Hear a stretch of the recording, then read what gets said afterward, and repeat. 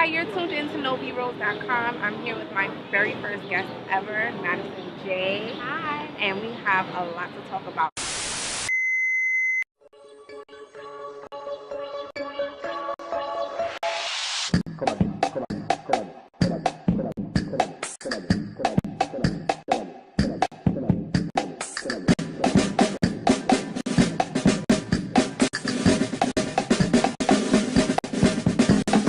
Hey everyone, you're tuned into NoveeRose.com. I'm here about to do an interview with a very special lady.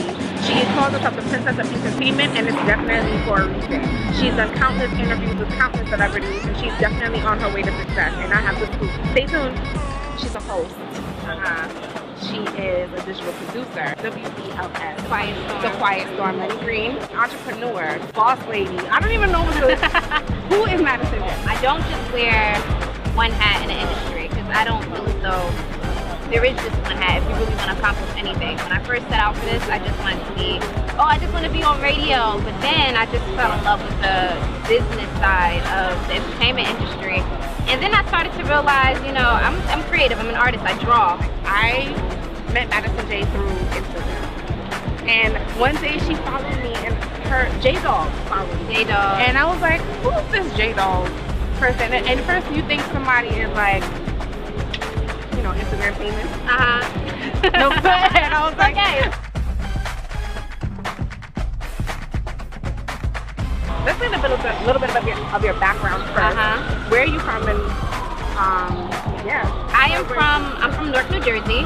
Well, yeah. I know a lot of people say, oh my gosh, you just moved to Newark. But yeah, I like to tell people where I'm from because where I'm from, I grew up in poverty. A lot of people don't make it out of situations. I went to Bergen Street School. Yes, I did. And I like to share my story because it helps people who are in identical situations feel as though they may be able to overcome it and just wake their dreams. I went to Essex County, graduated from there. King University, honors student. That's actually where I started my radio. Yeah, Phi Theta Kappa. Really? International Honor Society. I'm a geek. Don't let this fool you. I'm really a geek. Beauty and brains. That's the best combination out there. So when did you realize your passion for the entertainment? Like when exactly was it? The brand of Madison Jaye came through a bunch of failures. The first time I received a passion for radio, it was at King. It's a school that I could afford because I've been on my own since I was 17 years old. Gotcha. So I went to the university that was giving me a scholarship. From there, I did on-air stuff, which was floating through the hometown, and that's actually where I got the name the Princess of Entertainment. People don't listen to college radio realistically, but people started to gravitate towards my show, and I started to get callers and you know, people asking questions. And how long did it take for people to start gravitating to your show after starting it? Realistically, I made them. I would make flyers. I would post them around the campus. I was the girl going to your dorm room, sliding letters under your door, like watch my show. Really? That was me because that's what I wanted. And then when I started to pick up a buzz, my aunt Rodiga, I hit her up and I'm like, that's your aunt? Yes, that's my auntie. First, when I did this online for the campus, she called in and people loved it. They ate it up. So I moved to a local online radio station and she was actually my guest co-host. Okay. That was so embarrassing. Was this during her time with Busta? No. This was last year. Okay. She's working on a few projects. She is doing something for the arts in New York right now. Yeah. So she's moved to a different field. But she came on my show, completely embarrassed me. So all of the people who were listening, it was about 5,000 people, and she told them, you know, I changed Madison's diapers. Mind you, I'm trying to be professional. Like, when I gave not even let people know that she's your. No, I'm like, we're professional. Don't do that.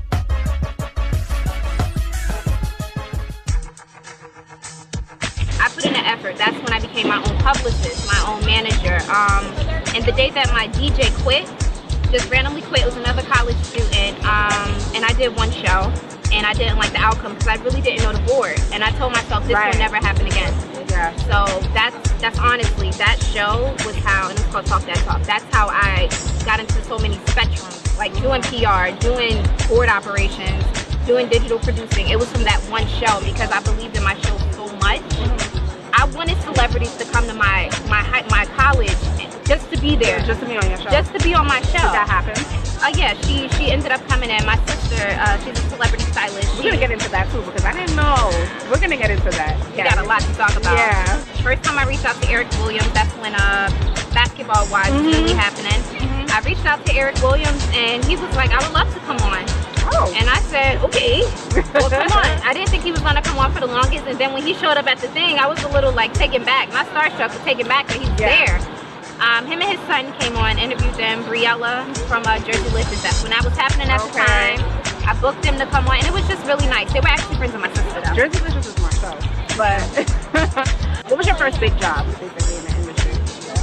After college. After college, my first, I would say 2.